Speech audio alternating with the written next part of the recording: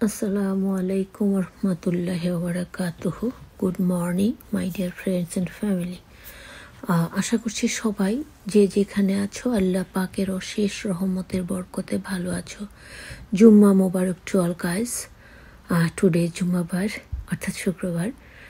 আজকে আমি তোমাদের সাথে এমন এক বন্ধুত্বের অমলিন সম্পর্কের কথা বলবো যেটা শুনলে আমি বিশ্বাস করি যদি তোমরা মনোযোগ দিয়ে শুনবে অনেকেই কান্না রোধ করতে পারবে না, কারণ এটা শুধু গল্প নয়, এটা হলো সত্য ঘটনা। আমি জানি না কতটুকু আমি বর্ণনা করতে পারবো, তবে আমি চেষ্টা করব, কারণ এগুলো বলতে গেলে আসলে আমার অনেক কান্না চলে আসে। এই জন্য সে কতদিন ভেবেও আমি অনেক দূরে পড়ে আছি, তবে আজকে ইনশাল্লাহ চেষ্টা করব। যে দুজন মানুষের বন্ধুত্বের সম্পর্ক নিয়ে অমলিন নিঃস্বার্থ বন্ধুত্ব, যেটা বর্তমান যুগে একদম খুঁজে পাওয়াটা ভীষণ রকম টাফ, এরকম দুজন মানুষের গল্প আমি আজকে তোমাদের সাথে শেয়ার করব। তারা দূরের কেউ নয়, তারা আমার ফ্যামিলির মানুষ। আমার বড় ভাই আর আমার মেজো দুলা ভাই। আমার বড় ভাই ফিরোজ আহমেদ দুলাল, মেজো দুলা ভাই মজিদ পাটোয়ারি, যিনি 1 বছর আগে আমাদের সবাইকে ছেড়ে আল্লাহ পাকের ডাকে পরপারে চলে গেছেন। আমি তাদের বন্ধুত্বের নিদর্শন তোমাদের কাছে তুলে ধরব।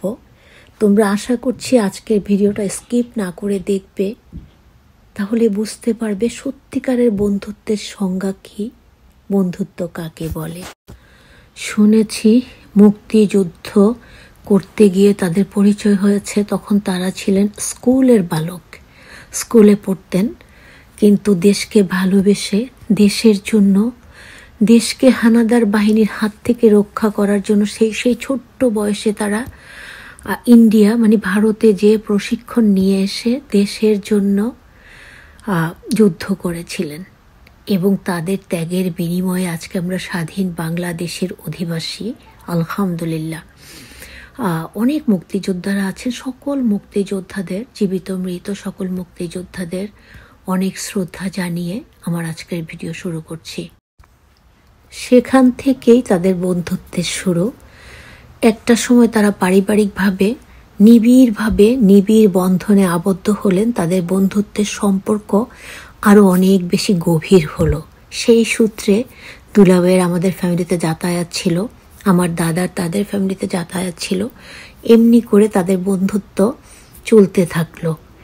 এবং তাদের বন্ধুত্বটা এতটাই নিবিড়, তোমরা পুরোটা কাহিনী শুনলে কাঁদবে এবং মনে মনে ভাববে আসলে কি দুনিয়াতে এমন বন্ধুত্ব হতে পারে, কিন্তু হয়েছে। ওই যে বললাম একদম সত্যি ঘটনা বলবো। তারপরে যখন সবাই একটা বয়সে চলে এলো, আমার মেজো বোন তখন কলেজে পড়াশোনা করছেন, চাঁদপুর সরকারি মহিলা কলেজে ডিগ্রি পড়ছেন। আর তখন দুলাভাই তিনি প্রকাশ করলেন তিনি আমার মেজো বোনকে বিয়ে করতে চান। কিন্তু প্রথমে আমার আব্বা রাজি ছিলেন না, কারণ আমার আব্বা আসলে নোয়াখালী ওইদিকে আমার বোনদেরকে বিয়ে দিতে চাচ্ছিলেন না। তখন আমার বড় আপা আব্বাকে বললেন, আমি তখন খুবই ছোট, ক্লাস 5-এ পড়ি যখন তাদের বিয়ে হয়। আমার বড় আপা তখন আব্বাকে বললেন, আব্বা আপনি এগুলো চিন্তা করবেন না, কারণ মজিদ এমন একটা ছেলে যার কাছে বেবিকে দিলে আল্লাহর রহমতে বেবি অনেক সুখে থাকবে। তাই হয়েছিল, এত সুখে থেকেছিলেন যে এর সাথে তুলনা দেওয়ার মতো আর একটা ফ্যামিলি আসলে আমি সচক্ষে অতটা দেখি না। অনেক ফ্যামিলি আছে সুখে আছে, কিন্তু দুলাভাই ছিলেন ফেরেশতা তুল্য মানুষ। আর দুলাভাই আমার বোনকে একেবারে মাথায় করে রেখেছিলেন। তিনি টাকা ইনকাম করতেন, আমার বোন দুহাত ভরে খরচ করতেন। যাই হোক, বন্ধুত্বের গল্পে আসি। আর আমার দুলাভাই তারপরে যখন আল্লাহর রহমতের বরকতে তাদের বিয়ে হলো, তাদের সুখের সংসার হলো, সেখানে আমরাও তাদের সাথে থাকতাম। আমার দুলাভাই আমাদেরকে সন্তানের মতো করে রাখতেন। আমার বড় দুলাভাই আমেরিকার থেকে আমাদের সমস্ত খরচ দিতেন, আর বড় দুলাভাই আমাদের টেক কেয়ার করতেন। সেই খরচটা পর্যন্ত বড় দুলাভাই আমি এক্সট্রিমলি সরি বলে নিচ্ছি, বড় দুলাভাই বলছি বারবার, মেজো দুলাভাই সেই খরচটা পর্যন্ত আমাদের মেজো দুলাভাই কখনো নিতে চাইতেন না, কিন্তু আমার বড় ভাই বলতেন, মজিদ শোন, তোর কাছে 5টা মানুষ আমি আমানত রেখেছি, ওরা পড়াশোনা করছে, আর তুই যদি আমার কাছ থেকে ওই টাকাটুকু না নিস আমি তাদেরকে আলাদা করে বাসা দেব, তখন তারা মুরব্বি হতে বঞ্চিত হবে। তখন দুলাভাই রাজি হলেন। আর আমার দুলাভাই আমাদের কাছে যে কি ছিলেন, এখন উনি পৃথিবীতে নেই, কিন্তু আমাদের কাছে যে তিনি কতটা সম্মানের আছেন সেটা আল্লাহ পাক জানেন। তারা দুজনকে তুই করে সম্বোধন করতেন। দুলাভাই বলতেন দুলাল তুই, আর দাদা বলতেন মজিদ তুই। মানে কি যে তাদের সম্পর্ক ছিল, কি যে তাদের ভালোবাসা ছিল, আমরা দেখেছি বলে আমরা সেটা অনুভব করতে পারছি। তারপরে যখন আমার মেজো বোনকে বিয়ে করলেন, দুলাভাই এতটাই ভালো মানুষ ছিলেন, তখন বলছেন দাদা আমি আপনাকে আর তুই করে বলতে পারবো না। দুলাভাই কিন্তু আমার দাদার থেকে বয়সও একটু বড় ছিলেন।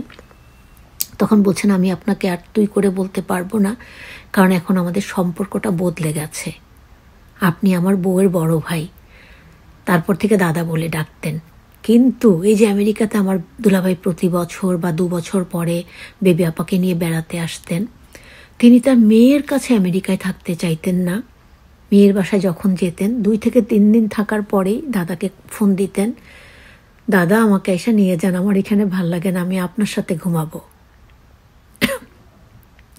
আমি আপনার সাথে এক বিছানায় থাকবো, আমি আপনার সাথে ঘুরবো, আমাকে এখনই নিয়ে যান, না হয় বাসের ঠিকানা বলেন, আমি এখনই চলে আসবো। ভিডিওটা করতে গিয়ে ব্রেনে এবং হার্টে খুব খারাপ লাগছে, বারবারই কেটে দিয়ে আবার আসছি।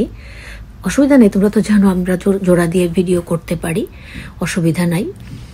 আর এভাবেই তাদের জীবন কাটতে লাগলো। দাদা যদিও আমেরিকাতে থাকেন, দুলাভাই বাংলাদেশে ছিলেন। আর তিনি আমার মেজো বোনকে এমনভাবে রেখেছিলেন, এখন আমার মেজো বোন প্রায় কেঁদে বলেন, আমার এমন মানুষটার কয়টা দিন আমার কাছে থাকতো। সবাই স্বামীকে ভালোবাসে, সবাই স্ত্রীকে ভালোবাসে কম বেশি, কিন্তু আমার দুলাভাইয়ের মনে হয় পৃথিবীটা একদিকে ছিল, আমার বোন একদিকে ছিল, এতটাই ভালোবাসতেন। তারপরে যখন বাংলাদেশে দাদা বেড়াতে যেতেন, 2 বন্ধু মিলে ধানমন্ডিতে টিকিট কেটে, সেটা বাংলাদেশে সবসময় দুলাভাই করতেন, কিন্তু যখন দাদা যেতেন তখন 2 বন্ধু মিলে ধানমন্ডির লেকে টিকিট কেটে বড়শি দিয়ে মাছ ধরতেন। তারা 2 বন্ধু কত জায়গায় যে ঘুরে বেড়াতেন, তারা 2 বন্ধু এক বিছানায় ঘুমাতেন, তারা 2 বন্ধু অনেক গল্প করতেন, একে অপরের প্রাণ ছিল, প্রাণ। আর কি বলবো, আজ অনেক দিন থেকে ভাবছিলাম ভিডিওটা করব, কিন্তু সাহস পাচ্ছিলাম না। আজকে সাহস করে চলে এলাম। তারপরে এমনি করেই তাদের জীবন কাটলো। তারা একে অপরের আত্মীয় হয়ে যাওয়ার পরেও তাদের বন্ধুত্বের আত্মীয়টা এতটুকু চির ধরেনি, বরং যত দিন গিয়েছে আরও বেশি গভীর থেকে গভীর হয়েছে। তারপরে যখন শেষবার আমার দুলাভাই আমেরিকাতে আসলেন, তারপর শেষবার যখন আমাদের দুলাভাই বেবি আপার সাথে আমেরিকায় এলেন, তনুর প্রথমে আমার এখানে 2 দিন থেকে গেলেন। আমার এখানে 2 দিন থেকে সোফাতে বসে গল্প করছিলেন, বলছিলেন যে অনেক গল্প করছিলেন আমার সাথে। আর আমি তাকে, অনেক ডায়াবেটিস ছিল, ভীষণ রকম ডায়াবেটিস ছিল, তো তাকে চা দিতে খুব ভয় পেতাম এবং কোনো খাবার দিতে ভয় পেতাম। তখন বলতাম যে দুলাভাই 1টা রুটি দিব না 2টা রুটি দিব, আর ভাজির সাথে কি ডিম পোস্ট দিব? তো বলতেন তোর কাছে আসছি না, তুই আমারে ডিম পোস্টও দিবি, 2টা রুটি দিবি, তার সাথে চাও দিবি।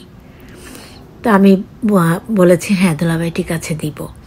আর আমার সাথে হাসি দিয়ে গল্প করেছেন। পরে গল্প করতে করতে একটা সময় তার 2টা চোখ একেবারে অশ্রু সজল হয়ে গেল। আমাকে বলছে, আখি জানিস তো এই যে আজাদ যে মারা গেছে, ওর জানাজায় যত লোক হয়েছে, মনে হয় প্রাইম মিনিস্টার মারা গেলেও তার জানাজায় এত লোক হয় না। এটা বলে দুলাভাই প্রায় কেঁদে দিলেন।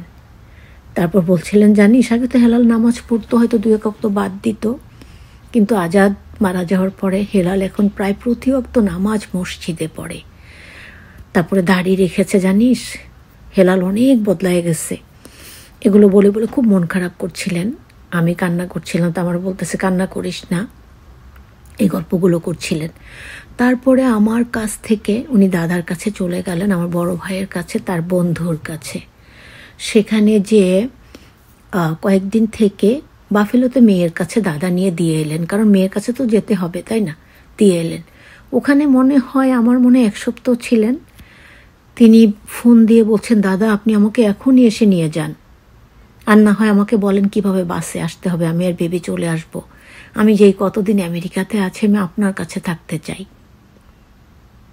চিন্তা করছো এই বন্ধুত্ব কোথায় খুঁজে পাবো আমরা?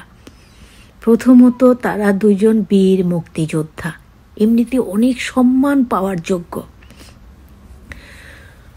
তারপরে দুইজন এমন বন্ধুত্ব যেটা থেকে আমরা শিক্ষা নিতে পারি, যেই বন্ধুত্ব থেকে আমরা কিভাবে বন্ধু হয়ে বন্ধুকে ভালোবাসতে হয় সেইটা আমরা এই বুকে ধারণ করতে পারি। তাহলে বন্ধুকে মেরে ফেলা তো দূরে থাক, বন্ধুর সাথে খারাপ ব্যবহার করা তো দূরে থাক, বন্ধুকে অস্বীকার করা তো দূরে থাক, বন্ধুকে আমরা ভালোবাসতে শিখব। আজকে সেই গল্পটা এই জন্যই শেয়ার করা। তারপরে আমার দুলাভাই আমেরিকা থেকে ঘুরে বেরিয়ে হয়তো তিনি আর পৃথিবীতে থাকবেন না বলেই মেয়েকে, মেয়ের জামাইকে, নাতি এই ভিডিওটা দেখলে আমরা যাদের মধ্যে হেদায়েত আছে আমরা শিখতে পারবো যে বন্ধুত্বের ক্ষেত্রেই নয়, যে কোনো মানুষের মায়ের প্রতি সন্তানের, সন্তানের প্রতি মায়ের, স্বামীর প্রতি স্ত্রীর, স্ত্রীর প্রতি স্বামীর, ভাইয়ের প্রতি বোনের, বোনের প্রতি ভাইয়ের, এরকম বন্ধুর প্রতি বন্ধুর ভালোবাসা কি করে বাসতে হয়। সবাই ভালো থাকবে, দোয়া করবে। আল্লাহ হাফেজ।